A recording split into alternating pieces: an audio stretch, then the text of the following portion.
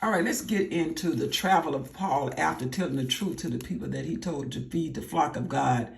And he said in verse 20, chapter 20, that if anybody is lost after I preach to you, he said, it won't be my fault because I didn't hold back anything.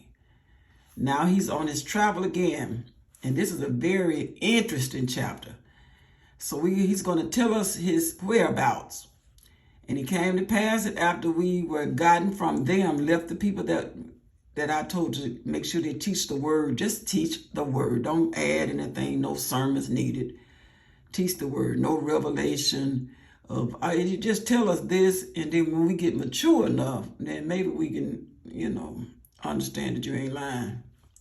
You are not lying when you say God told you all that stuff. Once we get a good word ourselves. So teach the word. And it may not even need be that you say anything. Oh, man, anyway. And it came to pass, if you stay in the word, then God will give you the right time to say something once people get a good understanding of the foundation. And that is the word of God, who is Jesus the Christ. And it came to pass that after we were gotten from them, left them, and had launched, getting ready to sail, we came with a straight course unto Kos, so they didn't have any problem, came there. And the day following, the next day, they went to Rhodes, and from there into Patara. Finding the ship sailing over unto Phoenicia, we went aboard, we got on this ship and set forth. Now when we had discovered Cyprus, we left it on the left hand and sailed into Syria. Now we're talking about the eastern part of the world, so let's just stay with Paul or Luke or who the writer is that's recording this and see where they were. And they landed at Tyre, for there the ship was unlaid of its burden. In other words, they unloaded the ship. And once they unloaded the ship, he gave us a clear whereabouts. I think once you tell people where you are, you can stay out of trouble. I just kind of think that we got a little more light on. I think if you can be accountable for where you are, and it might be a good thing. It is. And even if you don't tell people, your phone and your iPhone and they we know where people are. Just it'd be nice if somebody. Anyway, let's move to the next verse. I'm sorry. And finding disciples, we waited there 7 days. We found some people in the Word of God who said to Paul, through the Spirit, I need to see this, that he should not go up to Jerusalem. Said Paul, by the Spirit of God, I'm telling you right now, we got the right spirit. Don't go to Jerusalem.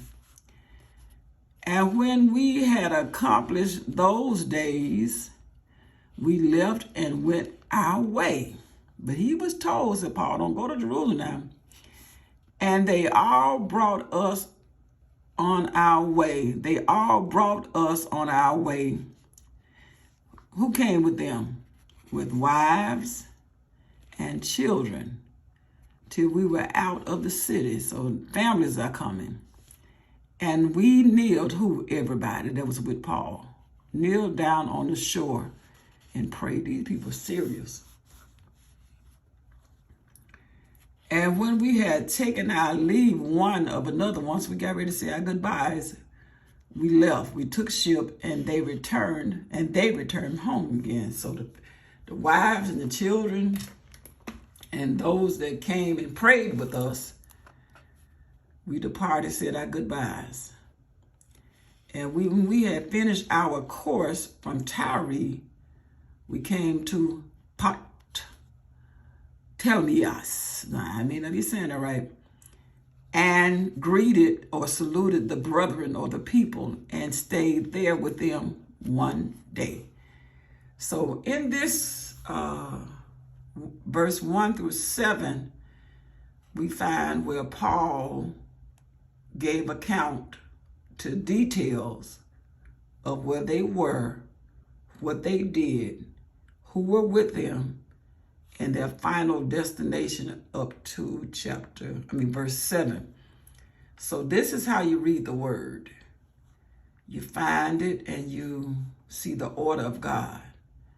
Jesus said, I was reading this morning, after the tribulation, which will hit the earth, then all this other stuff gonna happen. You have to read the word in order so when stuff starts happening, you know exactly where you should be. When we study or talk about the three kings that went searching for Jesus, and I know that they finally said they don't know how many kings went, but when those wise men went searching for Jesus, according to what they knew should be happening, they were able to discover what the word said to validate that the word was true.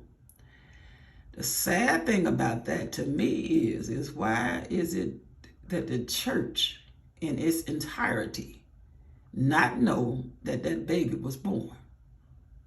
And my answer to that is because the church was not wise. We got to get wise.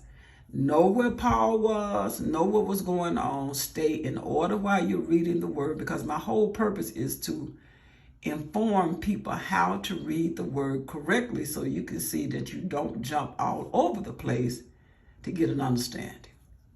We'll be back and we will be going in verse 8 and forward.